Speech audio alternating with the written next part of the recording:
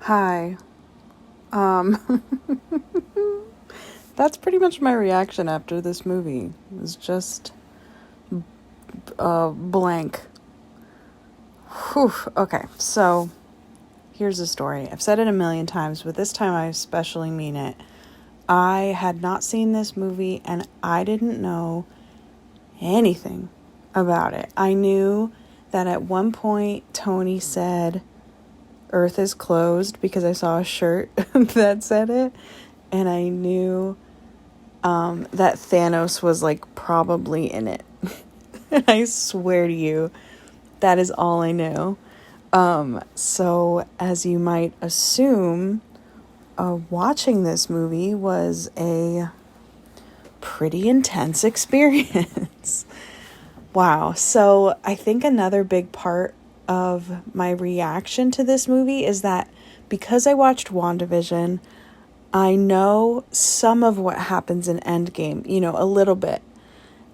But there's stuff in this movie that I thought happened in Endgame, so I was not expecting it. It was incredibly overwhelming. This whole movie was just a lot, and I don't even know like how to talk about it. So I'm just going to talk about it on like a larger scale, because if I try to like break it down in any way, I don't even know. Like I already feel like I want to watch it again, but I don't want to like go I don't want to go through the pain again is how I've been feeling. So I think I'll wait until after I see Endgame and then I'll watch it again. But yeah, going into this movie like pretty much blind was incredibly stressful. Anyway, so obviously every flippin' floppin' person besides Ant-Man, everybody was in this movie. Holy moly. I think like the way that it just starts like so brutal in the first like 2 minutes with the ship of the Asgardians and Loki and Heimdall. And you all know from my Thor videos how much I love him. I love Idris Elba. I love Heimdall, the character, so much. So seeing that, I was like, oh, this is what this movie's gonna be? Huh, interesting.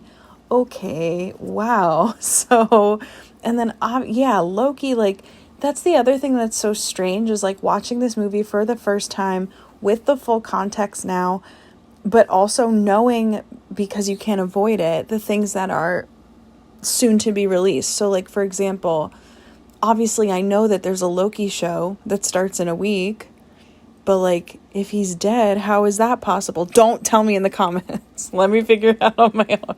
But you know what I mean? Like that's where I'm at with this is like, well, I know that he's something unless that's before this. So anyway, that's part of my confusion. I will also say like I'm just generally, even though I wasn't updated, so a lot of it didn't make sense to me at the time, I'm so glad that I watched WandaVision before seeing this movie, because it made those parts between the two of them hit like so unbelievably hard. And if you did watch WandaVision and haven't seen this movie since, I really recommend like going back and watching it again, or just watching their scenes again, because holy moly, that is devastating. Like, geez, Louise, I definitely, when he said, I just feel you, when she's destroying the stone, like tears, there were tears that happened. I can't imagine having seen this in a theater. I think it's also really interesting because I'm sure that like seeing Steve Rogers again was such a big reaction in the theater and stuff, because it had been like however many years since Civil War came out. But I only saw Civil War like a couple weeks ago. So for me, I was like, oh yeah, it's Cap. Like there he is. But I feel like I've seen him so recently, but I can imagine when this movie came out, we hadn't seen him in a while. So that's a really interesting thing to like think about too. Also the beard, the beard is great. Captain America's beard is a great thing that happened. Let's move on.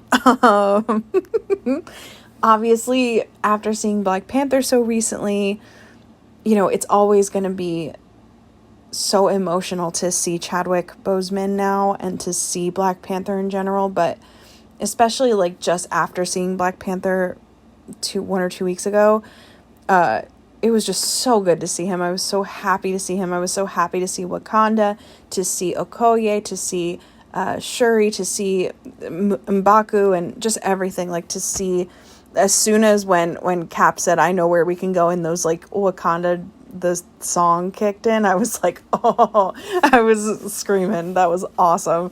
The other thing about this movie is, like, as brutal as it was, and like it was, there were so many good funny parts too. So that was kind of fun. Like, I liked seeing how they did that balance. I just thought that was really well done. I think that's it must just be a Russo brothers thing, that they're just good at that. But yeah, so that was really cool. I loved Peter Parker in this movie. I loved Tom Holland. I loved seeing this after seeing Homecoming so recently. That was a really cool little touch, because I had seen Homecoming and I have seen Far From Home, but I hadn't seen this in the middle. So that was really cool. Okay, so let's just talk about Gamora and Thanos. Nobody warned me about that.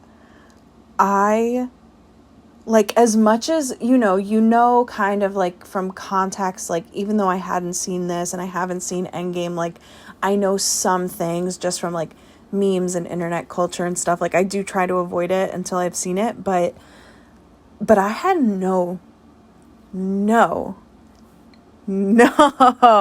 clue about that whole storyline. Like, obviously I knew that she was raised by Thanos with Nebula, because we learned about that in Guardians 1 and 2, mostly 2, I guess, right?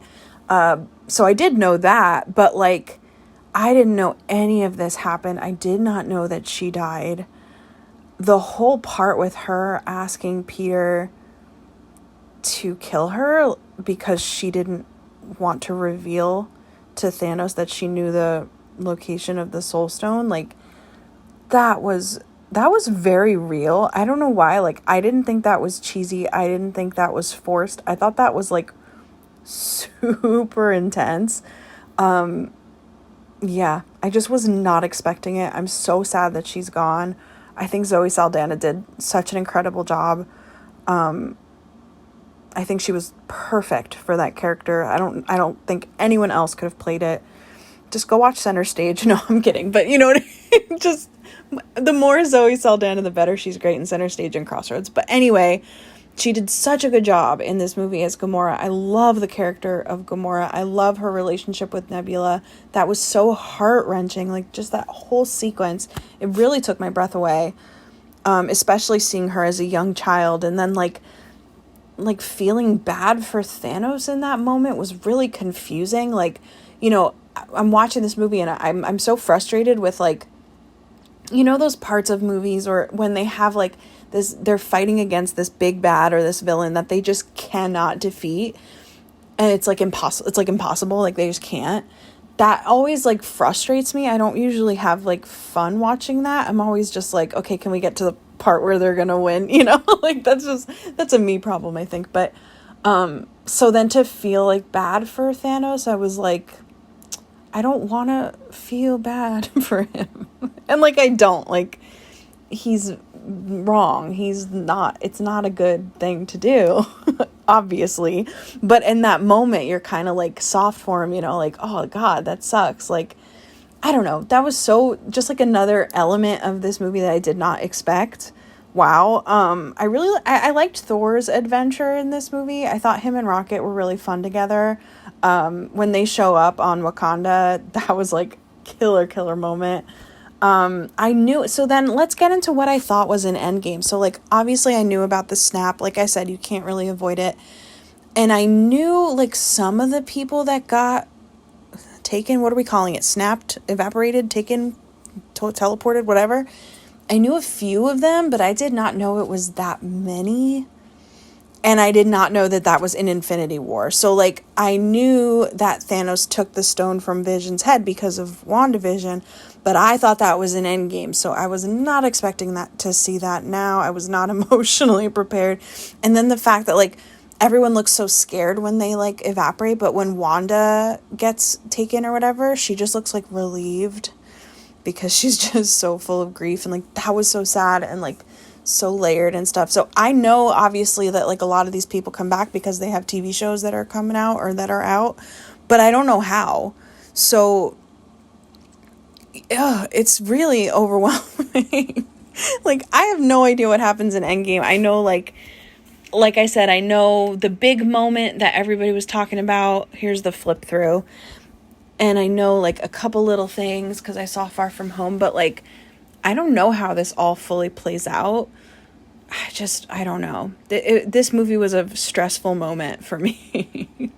And here's my collage page. I decided to do the gauntlet just because obviously it's the main character of this movie, really. And I kind of tried to do the color palette. I didn't want to add a quote. I thought that would take away from it. So yeah, this movie left me pretty breathless. Ant-Man 2 is next, which I also haven't seen. I have a feeling it'll be a little lighter. And honestly, I'm looking forward to it. So yeah, I'll see you then. Bye.